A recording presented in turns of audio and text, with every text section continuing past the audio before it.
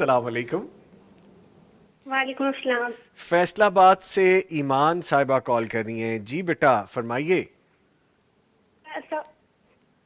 सवाल ये है कि एक तो जो हम पायल पहनना मना है क्योंकि उसकी आवाज आती है।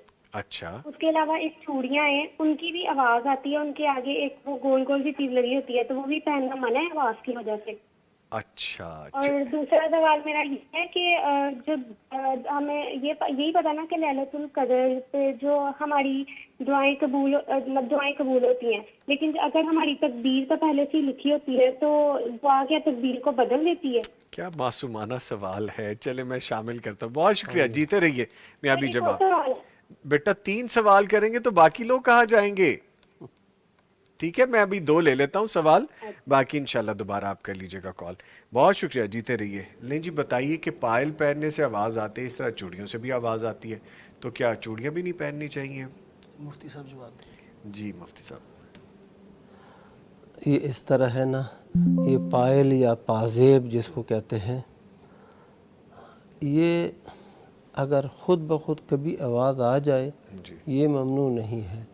इसी तरह ये जो चूड़ियों चूड़ियाँ की। पहनी होती है इससे भी ख़ुद आवाज़ आ जाए तो ये भी ममनू नहीं है। ममनू ये है कि ख़ुद ऐसे झंकार दे दे, झटका दे दे, ये है। कुरान मजीद के अंदर पाजेब के हवाले से भी यही बात है कि वला यदरिबना बिअरजुलिहिन्ना, आगे फिर क्या है कि अपने पाँव को ज़मीन पर ऐसे न पटक के मारें मत चलो।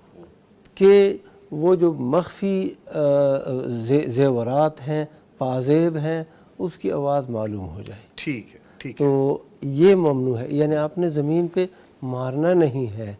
अगर चलते हुए वो थोड़ी सी कोई आवाज़ आ भी जाए तो उस पर मुआखज़ा नहीं है। ठीक है, इंटेंशनली, जानबूझ जी के, जी जी, इरादतन ना हाँ किया जी। जाए। जब पहले ही तकदीर लिखी गई है तो फिर लैलतुल कदर जो कबूलियत की दुआएं हैं, फिर वो क्या है? देखो, ये जो तकदीर का मसला है बहुत अमीक और गहरा मसला है।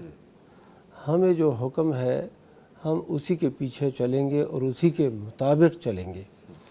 हमें अल्लाह सुब्हानहू व तआला ने हुक्म दिया है कि दुआ मांगे, जी तो हम दुआ मांगेंगे। हमें हुक्म है कि हम नमाज़ पढ़ेंगे तो नमाज़ पढ़ेंगे। अब जो है हदीस में ये आ गया है कुल्लुन मुयस्सरुल लिमा खुलिक़ लहू, हर एक को आसानी दी गई है उस चीज़ की तरफ जिसके लिए वो पैदा किया गया है। तो जो बंदा नेक है अल्लाह सुब्हानहू व तआला उसको नेकी की तरफ लेके जाता है और उसकी तरफ उसको आसानी दे देता है। और ये जो दुआ है ये इबादत है और इसका हुक्म है हम ये इबादत बजा लाएंगे। और बाकी ये है कि दुआ से वो लिखी हुई तकदीर बदलती है कि नहीं, तो उस तकदीर के अंदर ये भी लिखा होता है कि अगर ये बंदा ये दुआ मांगेगा तो उसकी ये तकदीर बदल जाएगी। यही है। ठीक और है। फिर यह है कि हमें अपनी तकदीर का इल्म तो नहीं है, हम तो पाबंद शरीयत हैं। जी वरना ये तो दुआ का मसला उन्होंने बयान कर दिया। बहुत से मसाइल में वो ये कह सकते हैं, वो कहते हैं कि इस्लाम कुफर, बंदे की तकदीर में जो लिखा है उसी पर ही वो चले ना। ठीक है, तो अब इस्लाम लाने की क्या ज़रूरत है और दूसरे इबादत करने की फिर क्या ज़रूरत समझने की जरूरत है। जी ठीक थोड़ा है सा इजाफा कर दे इस पे सर। शेख। लाजिम। अक्सर लोग ना तकदीर पर इतराज़ भी करते हैं कि जब लिखा जा चुका है कि हमने नमाज पढ़नी है, हमने नेकी करनी है, और लिखा जा चुका है कि फ़लाने बंदे ने गुनाह करना है, तो हमारा फिर क्या कसूर है। तो दुनियावी मिसाल समझाने के लिए वो ये है कि एक उस्ताद मुअल्लिम वो अपने शागिर्द को 1 हफ़्ता 2 हफ़्ते देख कर तो बता देता है कि इम्तिहान के अंदर ये फ़र्स्ट आएगा, और दूसरे बच्चे की नलायकी देखकर, सुस्ती देखकर कह देता है कि ये फ़ेल होगा। तो अगर ऐसे ही हो तो फ़ेल होने वाला इतराज़ कैसे कर सकता है कि उस्ताद साहब ने कहा था मैं फ़ेल हुआ हूँ। तो उस्ताद साहब ने तजर्बे की बिना पर अपना इल्म बताया।